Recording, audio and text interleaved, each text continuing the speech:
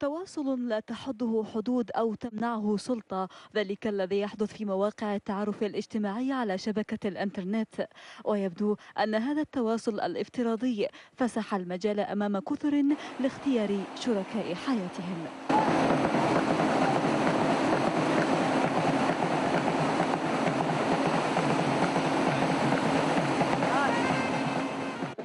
حيدر حمزوز ودينا نجم ناشطان على فيسبوك، وبعد تعارف سنوات قرر أن يختار رابطة أخرى غير موقع التواصل الاجتماعي هذا.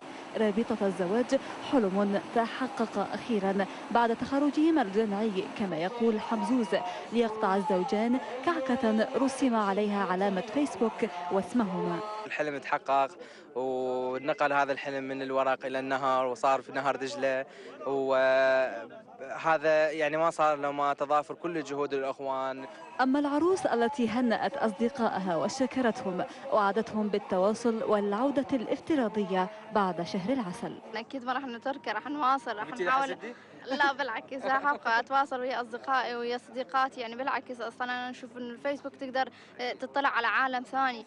احتفل هذان الشابان وسط حضور الأهل وجميع الأصدقاء على موقع فيسبوك في عرس بغدادي عزفت فيه الفرقة الشعبية وارتديت فيه الملابس التقليدية لأهل بغداد. هم من الشباب البغداديين اللي تعرفوا بواسطة الفيسبوك، معرفة نظيفة، معرفة وصلتهم أنه أنا أودي أهل الولد إلى أهل العروس وأسوي أهل الخطوبة هذه. سوينا لهم هاي الخطوبة وأخذتنا الموافقات لهم.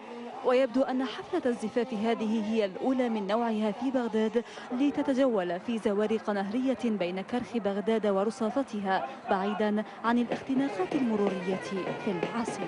نبارك للعرسان بهاي المناسبة، حالة فريدة وغريبة من نوعها بالنهر، لأول مرة تحصل هاي الحالة، وفشي جميل لأهالي بغداد، ونطمح أنه تكون أكثر وتدل على أنه استقرار الوضع الأمني خلال الظروف الراهنة اللي نعيش بها. كلش حلو طبعا، أحلى عرس شفناه بحياتنا، حلو مفاجئ. وفي حال رزق الزوجان بمولود سيسمانه دجلة إن كانت أنثى أو فرات إن كان ذكرا، تيمنا بيوم عرس مر عبر النهر.